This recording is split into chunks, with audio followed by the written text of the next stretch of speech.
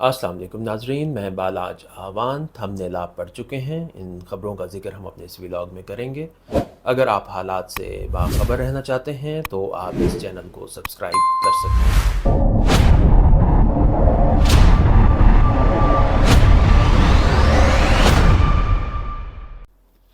क्या आज इमरान खान ने जब आईना देखा होगा तो उनको अपनी जगह भुट्टो की शक्ल नज़र आई होगी?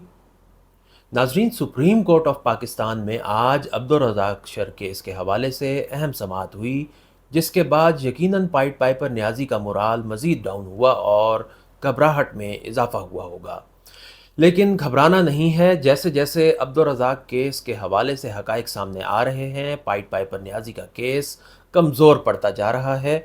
पाइट पाइपर न्याजी, जो सुप्रीम कोर्ट ऑफ पाकिस्तान से अपने लिए किसी ख़ास रियायत की उम्मीदें लगाए बैठा था, बल्कि यूँ कहना चाहिए कि सुप्रीम कोर्ट ऑफ पाकिस्तान में बैठे अपने फैंस से रियायत मिलने की उम्मीदें लगाए हुआ था, उन उम्मीदों पर अब पानी फिरता हुआ नज़र आ रहा है। वो बेंच जो इस केस के हवाले से तश्कील दिया गया था, उस पर सवाल उठ रहे हैं और न्याजी साहब फंसते हुए दिखाई दे रहे हैं। यहाँ सवाल ये पैदा होता है कि ये बेंच तो उमर अता बंदियाल साहब ने तश्कील दिया था, तो क्या वो भी पाइट पाइपर न्याजी को फंसा रहे हैं?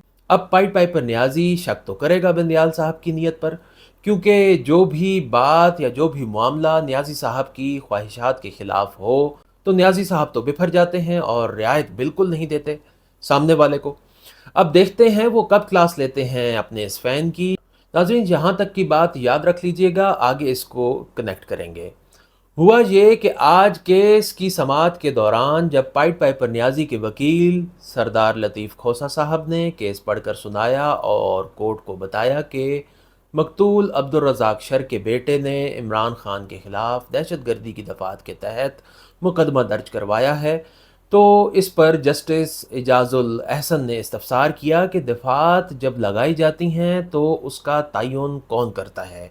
जवाब में सरदार लतीफ़ खोसा ने बताया कि FIR SHO काटता है, इसी FIR में दफ़ात लगाई जाती हैं। जज साहब ने कहा कि अगर SHO ने गलत दफ़ात लगाई हों तो उसके ख़िलाफ़ ATC में दरख्वास्त जाएगी या नहीं। जज साहब ने मज़ीद कहा कि आपका हक है कि आप मुतल्लिका फ़ॉरम पर दरख्वास्त दें कि आपके मौक़िल पर गलत दफ़ात लगाई गई हैं। सरदार लतीफ़ खोसा ने बताया कि मेरे मौक़िल यानी इमरान खान के नाकाबिल ज़मानत वारंट जारी हो चुके हैं। तो जस्टिस आयशा मलिक ने पूछा कि JIT को चैलेंज किया है आपने? इस पर सरदार साहब ने कहा कि यहाँ तो ना जाने मेरे खिलाफ क्या कुछ हो रहा है। अलबत्ता SHO तहकीकात के मरहले में दहशतगर्दी की दफ़ात आयद नहीं कर सकता। इस पर फिर जस्टिस आयशा मलिक ने कहा कि आप तो अपनी ही मुखालफत में दलाइल दे रहे हैं।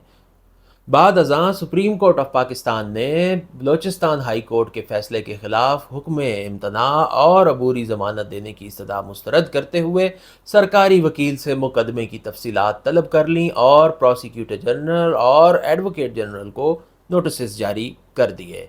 नाज़रीन, आगाज़ में मैंने आपसे ज़िक्र किया था कि अब इमरान न्याजी बंदियाल साहब की नीयत पर भी शक करेंगे और उनकी क्लास भी लेंगे, क्योंकि बलोचिस्तान हाई कोर्ट में डिवीज़नल बेंच ने जो फ़ैसला इमरान खान के ख़िलाफ़ दिया है, उस फ़ैसले को कालअदम करार देने के लिए सुप्रीम कोर्ट से रुजू किया गया।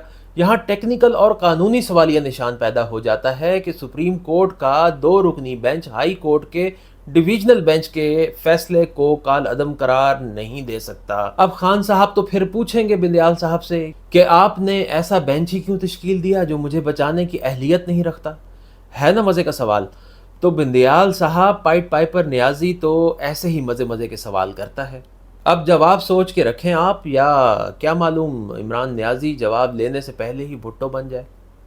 शायद सब मिलजुल कर न्याजी को भुट्टो बनाने पर ही तुले हों। खान साहब के वकला को भी तशवीश है, तो जाहिर है वो खान साहब को बताएंगे कि अगर यहाँ वो ख़ुद को बेबस महसूस कर रहे हैं, फिर खान साहब का पारा हाई हो जाएगा और अभी थोड़ी देर में उनकी वीडियो भी यूट्यूब पर जारी हो जाएगी। देख लीजिएगा।